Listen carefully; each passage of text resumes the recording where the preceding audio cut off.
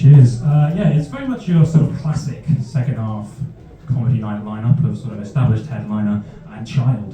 Who was it earlier that was asking what Gen Z is? Who didn't know? You. Well, what about that for timing? There we go. I actually, I wasn't even on the bill tonight. Julius just keeps me in a cupboard at the back, just in case anyone doesn't know what a child is. So get him out. Nice to see some light for 10 minutes. I do appreciate it. You've helped me out big time.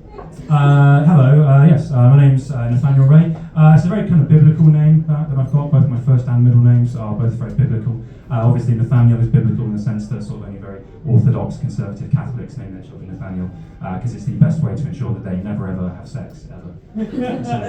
I'd like to make it clear at this point that it's a joke, obviously. I'm not really a virgin just because of my name. It's more because of my personality. Women hate me, and I am scared of them, so I'm not going to talk to any of them today. But no, it does actually come from the Bible. The name Nathaniel is a kind of biblical figure, and my parents just kind of liked it for me, thought it suited me. And exactly the same thing is true of my middle name, also a biblical figure that my parents thought suited me. So when you put it all together, my full name is Nathaniel Beelzebub Apostle of the Netherworld. Ray. Not sure I was wanted, to be honest. Big Beelzebub fan, I like it. I can say actually for a fact I can't really have been wanted. I sort of inherently must have been a mistake on some level because I'm a twin, but I was born second. So I've got a twin brother. He came out when he was born. It was very much a case of, yes, here's the baby we were after. We were planning this one, expecting it the whole time. We definitely wanted this. Here it is, good stuff. And then I kind of popped up alongside him as a little sort of bonus freebie that nobody originally wanted. I'm very much the human equivalent of one of those massive Sports Direct mugs. Because of that and the fact that my father keeps me in a cupboard, much like Julius. A lot of men lock me in cupboards, so I'm vulnerable. I was talking to somebody recently though, and I mentioned that I was a twin, and she said, "Oh, you're identical," and I said yes, and she said, "Oh, could I like see a picture of him so I can sort of see how similar you look?" And that's okay. This guy found that hilarious. It's just fact. We do look kind of similar. Anyway, she said, "Can I see a picture?" And I said no, because I don't have a picture of my brother on my phone. And she went like, "Oh, have you what's going on? Are you estranged? You not get on? Like, how come?" I said, "No, not at all. I love my brother to death. He's not my best friend in the whole world, but why would I have a picture of him, because I really do love my brother, but not for his looks." Aside from anything else, that would be deeply narcissistic. So I don't have a picture of him. I don't actually have a single picture of any of my friends or family in my phone, which some people think is a little bit strange. I don't know. I just don't have much use for it. Like, my phone camera roll consists entirely and exclusively of pictures of my cats and videos of ex-West Ham manager David Moyes. That's all I got. It's all I need. But like after I've had this conversation with her, it kind of occurred to me that sort of like, if sort of, God forbid, something terrible were to happen to a member of my family, I wouldn't kind of have anything to kind of look back on and remember them by. Whereas any time I wanted, I could, for example, look back on that time that VAR overturned a last-minute West Ham winning goal against Aston Villa at home last season, and that kind of upset me actually, because it wasn't a handball. We were fucking robbed, and I'm still furious. We've got one football fan in our life. There we go. Yeah.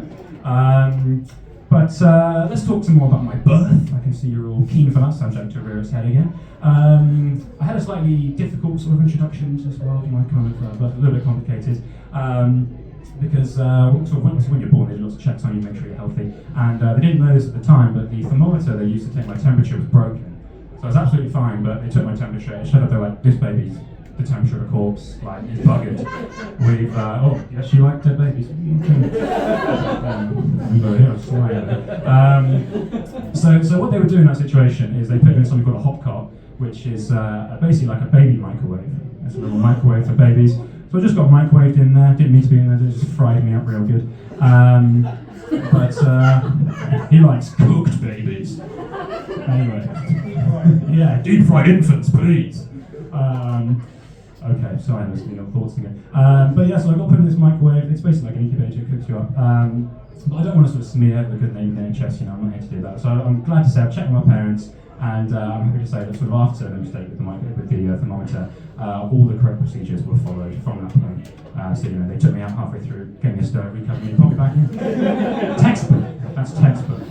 Well done, the NHS.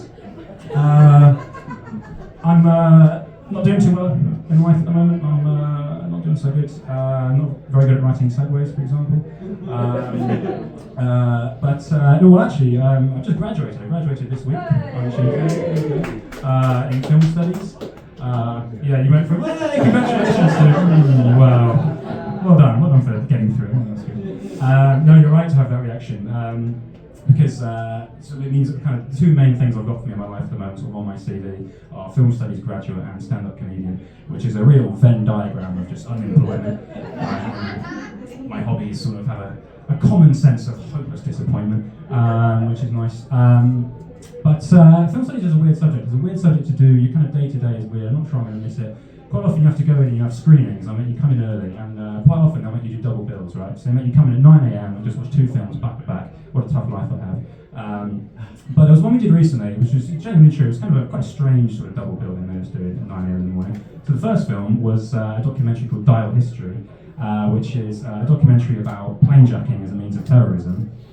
So it kind of uses real footage of sort of plane hijacking, and it came out in the late 90s. It's kind of very harrowing, and it sort of gained a cult status a few years later, in 2001, because it kind of eerily foreshadowed 9/11. And that was followed immediately by the Spice Girls movie Spice World. So it's an odd mix. At the time I thought it was very strange, but I sort of thought about it and I thought, Dial History, that documentary, it's a tough watch, it's pretty demanding. And 9/11 is arguably sort of one of the worst atrocities ever committed by mankind. And Spice World's a close second. So there's definitely a thematic link there, I think. I love movies though, big film buff, like going to the cinema. Did anyone see 28 Years Later? It came out recently? Yeah, one over there. If you don't know, it's a zombie film, right? And it's set in Britain 28 years into a zombie apocalypse. All of Britain's been quarantined, it's kind of a barren wasteland now, there's not many survivors.